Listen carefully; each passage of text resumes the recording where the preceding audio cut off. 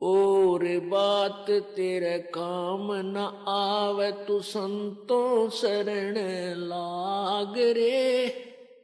के सोवे गफलत में बंदे जाग जाग नर जाग रे। अब देखिए अध्याय नंबर 14 पवित्र गीता जी, श्रीमद् भगवत गीता। इसमें गीता ज्ञान दाता कह रहा है, देखिए श्रीमद् भगवत गीता और गीता प्रेस गोरखपुर से प्रकाशित है। इसमें यह है चतुर्दशो अध्याय। ये देखिएगा अथ चतुर्दशो अध्याय। इसके प्रथम मंत्र में क्या कहता है गीता ज्ञान दाता, ज्ञानों में भी अति उत्तम उस परम ज्ञान को मैं फिर कहूंगा जिसको जानकर सब मुनिजन इस संसार से मुक्त होकर परम सिद्धि को प्राप्त हो गए हैं।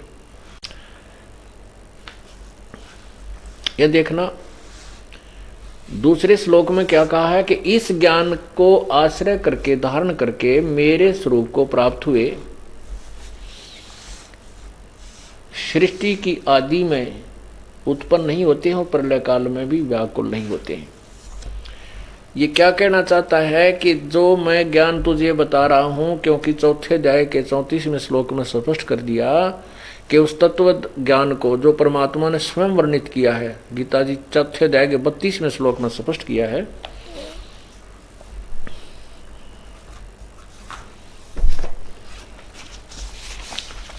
पुण्यात्मा, ये गीता ज्ञान इतना निर्मल है और इतना सिंपल है कि इसको आप कुछ ही दिनों में उंगलियों पर आपके श्लोक याद हो जाएंगे, क्योंकि बार बार की ये रिपीटेशन इसलिए किया जा रहा है कि आप इस ज्ञान से पूर्ण परिचित हो जाएं, आपको कोई भ्रमित ना कर सके। और जब तक हमें कोई हम भ्रमित नहीं होंगे तो अपने पथ पर हम चलते रहेंगे। ये गीता अध्याय 4 का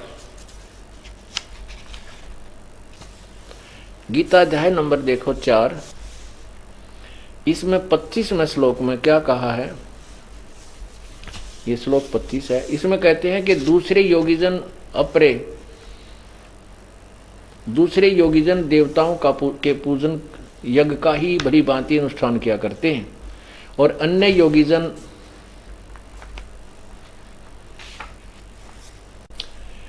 अन्य योगीजन परब्रह्म परमात्मा रूप अग्नि में अभेद दर्शन रूप यज्ञ द्वारा ही आत्म रूप यज्ञ का हवन किया करते हैं। अब 26 में क्या कहा है, अन्य योगीजन श्रोत्र आदि समस्त इंद्रियों को संयम रूप अग्नि में हवन किया करते हैं। दूसरे शब्द आदि समस्त इंद्रियों को, समस्त विषयों को इंद्रिय रूप अग्नि में हवन किया करते हैं। भावार्थ ये है, यहाँ गीता ज्ञानदाता ये कह रहा है कि कोई तो किसी तरह साधना करता है, कोई किसी तरह करता है। और देखना ये 28 में क्या कहा है,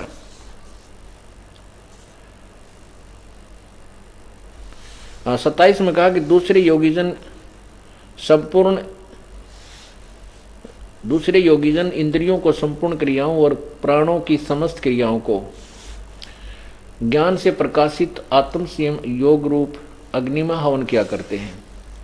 कई द्रव्य संबंधी यज्ञ करने वाले हैं और कितने ही तपस्या रूपी यज्ञ, कुछ तपस्या करे हैं, कोई केवल धर्म भंडारे करते रहते हैं, और दूसरे योग रूप यज्ञ करते हैं, योगासन आदि। कितने ही अहिंसावादी तीक्ष्ण व्रत से युक्त हैं, जैसे जैनियों को आप देखते हो मुंह पर पट्टी, नंगे पैरों घूमना, एक बालों का वो लेकर झाड़ू सा साथ में, वो कहते हैं हम अहिंसा नहीं करते, केवल इसी पर आधारित है, या मूर्ति पूजा करते हैं। कहते हैं कुछ कैसे करते हैं, कुछ कैसे ही कर रहे हैं। ये देखो कितने ही अहिंसावादी तीक्ष्ण व्रतों से युक्त हैं, यत्नशील पुरुष स्वाध्याय रूप यज्ञ ज्ञान यज्ञ का करने वाले। कुछ स्वाध्याय ही, कुछ ऐसे हैं जो केवल परमात्मा के स्वाध्याय करते रहो, इसी से मोक्ष हो जाएगा। यानी उनका पठन पाठन करते रहो शास्त्रों, कुछ इसी से मोक्ष मानते हैं। आगे देखो 29 में कहा है, 29 और 30 में, दूसरे कितने योगीजन अपान वायु में प्राण वायु को हवन करते हैं और दूसरे योगीजन प्राण में अपान वायु को हवन करते हैं। अन्य कितने नियमित आहार यानी अल्पाहारी होते हैं, केवल दूध खाते पीते रहते हैं। प्राणायाम प्राण पुरुष प्राण और अपान की गति को रोककर प्राणों में हवन किया करते हैं। ये सभी साधक योग द्वारा पापों का नाश कर देने वाले यज्ञों को जानने वाले हैं। अब ये कहते हैं ये जो साधना कर रहे हैं ये यही सोच कर रहे हैं हमारे सब पाप नष्ट हो जाएंगे। लेकिन आगे देखो, अब 32 में देखो, अब आपने 30 पढ़ा, 31 में लिखा है कि हे कुरुश्रेष्ठ अर्जुन, यज्ञ से बचे हुए अमृत का अनुभव करने वाले योगीजन सनातन परब्रह्म ओह यानी अविनाशी परमात्मा को प्राप्त होते हैं। यज्ञ करने वाले पुरुषों के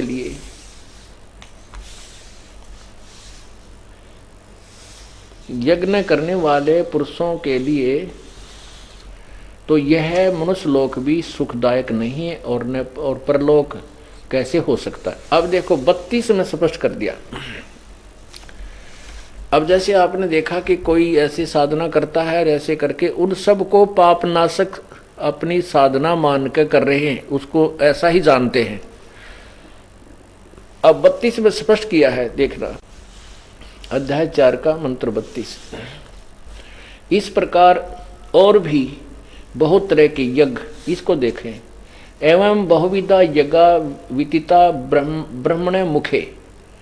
ब्रह्मण का अर्थ होता सच्चिदानंद परमात्मा यानी सनातन ब्रह्म पूर्ण परमात्मा परमक्षर ब्रह्म। मुखे माने उसके मुख कमल में, मुख्य ज्ञान में, मुख से जो उच्चारित है। कर्मजान विद तान सर्वान एवं ज्ञातवा मोक्ष विमोक्ष से।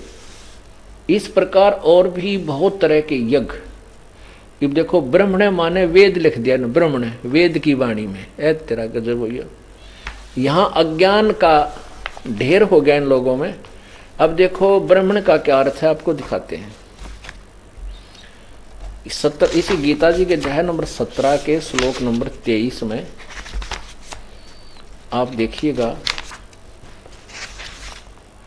अध्याय नंबर 17 के श्लोक नंबर 23 में ब्राह्मण का अर्थ क्या है। ब्राह्मण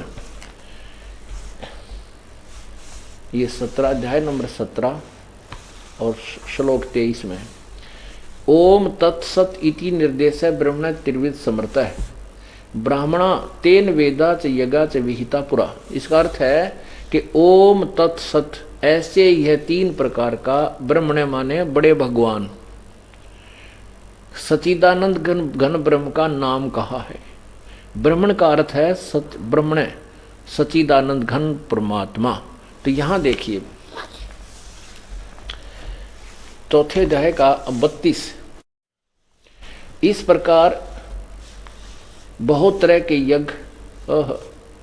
ब्रह्मण है माने पूर्ण परमात्मा, मुखे माने उसके मुख्य कमल से उच्चारित उस ज्ञान में, परमात्मा द्वारा बोली गई वाणी में, विस्तार से कहे गए हैं यानी तत्व ज्ञान में। इन मन इंद्रियों और शरीर की क्रिया द्वारा संपन्न होने वाले यानी वो काम करते करते उनको करना होता है, ऐसा वो ज्ञान है।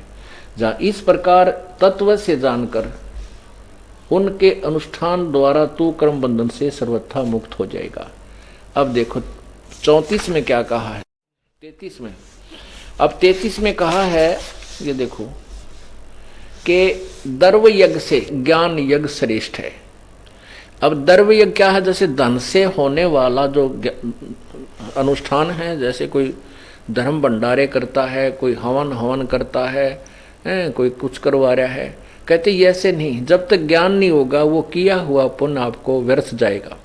ज्ञान के अंदर संपूर्ण यज्ञ समाप्त हो जाती है, यानी जो नाना प्रकार की धारणाएं साधनाएं हम करते हैं वो तत्व ज्ञान होने के बाद फिर वो शास्त्र विरुद्ध हम नहीं करेंगे, क्योंकि ज्ञान यज्ञ सबसे श्रेष्ठ है। जब हमें तत्व ज्ञान होगा उसके बाद हमें सच्चा रास्ता मिल जाएगा, फिर हम उसी आधार से अपनी साधना करेंगे। इसलिए कहा है कि हे परंतम अर्जुन, ये चौथे अध्याय का ये 33वां श्लोक है, 34वां आगे है। हे परंतम अर्जुन, द्रव्यमय यज्ञ की अपेक्षा ज्ञान यज्ञ अत्यंत श्रेष्ठ है। यावन मात्र संपूर्ण कर्म ज्ञान में समाप्त हो जाती है। अब जैसे ये 34 में जो कहा है, इसका लिंक इस 32 से स्पष्ट है कि इस प्रकार के बहुत तरह के यज्ञ वेद की वाणी में नहीं है। ये परमात्मा पूर्ण ब्रह्म के मुख्य माने मुख्य उनके मुखारविंद से उच्चारित उस परमात्मा के ब्रह्मणे की वाणी में, यानी कबीर वाणी में, कबीर परमेश्वर की वाणी में, जो गीता, जो ऋग्वेद मंडल नंबर 9 सूक्त नंबर 96 के और मंत्र नंबर 16, 17 और 18 में स्पष्ट किया है कि वो कबीर परमात्मा बालक रूप धारण करके प्रकट होता है, बड़ा होकर के अपनी कबीर वाणी के माध्यम से अपने तत्व ज्ञान का प्रचार उच्चारण करके करता है। लेकिन वो उस अपने महिमा, अपना जो सवसम वेद लोकोक्तियों के माध्यम, काव्यों के माध्यम उच्चारण करने के कारण एक प्रसिद्ध कवि की पदवी भी प्राप्त करता है। तो यहाँ यही है कि बहुत सारे यज्ञ उस पूर्ण परमात्मा, ब्रह्मणे माने सच्चिदानंद घन परमात्मा की मुख्य माने वाणी में, यानी उनके मुखारविंद से उच्चारित की गए उस ज्ञान में विस्तार से कहे हैं।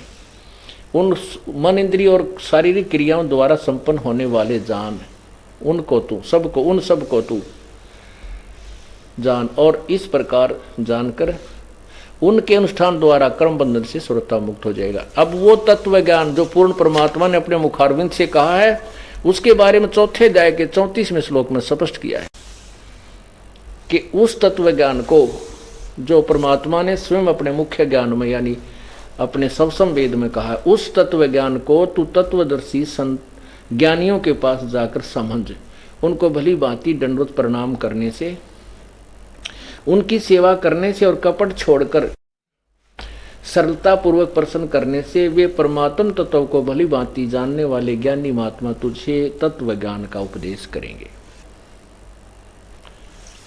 अब आगे देख, 35 में और कमाल कर रखा है, अध्याय 4 का ये श्लोक 35 है कि जब तत्व ज्ञान हो जाएगा, जिसको जानकर फिर तू इस प्रकार मोह को नहीं प्राप्त होगा। हे अर्जुन, जिस ज्ञान के द्वारा संपूर्ण प्राणियों को निशेष भाव से पहले अपने में और पीछे मुझ, मई माने सच्चिदानंद, मई माने मुझ में देखेगा। ओहो, अब क्या बता है कि पहले तो तू अपने आप से परिचित होगा, मैं कित फंस गया, जब तत्व ज्ञान तुझे हो जाएगा, और फिर मेरे में देखेगा कि तो बहुत टेढ़ा काम, बहुत गलत जगह फंस गया तू,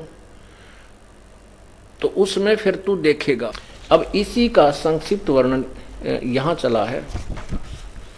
गीता अध्याय नंबर 14 आप पढ़ रहे हो, अथ चतुर्दशोध्याय प्रथम मंत्र श्लोक में ही कह रहा है कि गीता ज्ञानदाता, ज्ञानों में भी अति उत्तम उस परम ज्ञान को मैं फिर से कहूँगा, जिसको जानकर सब मुनिजन संसार से मुक्त होकर परम सिद्धि को प्राप्त हो गई।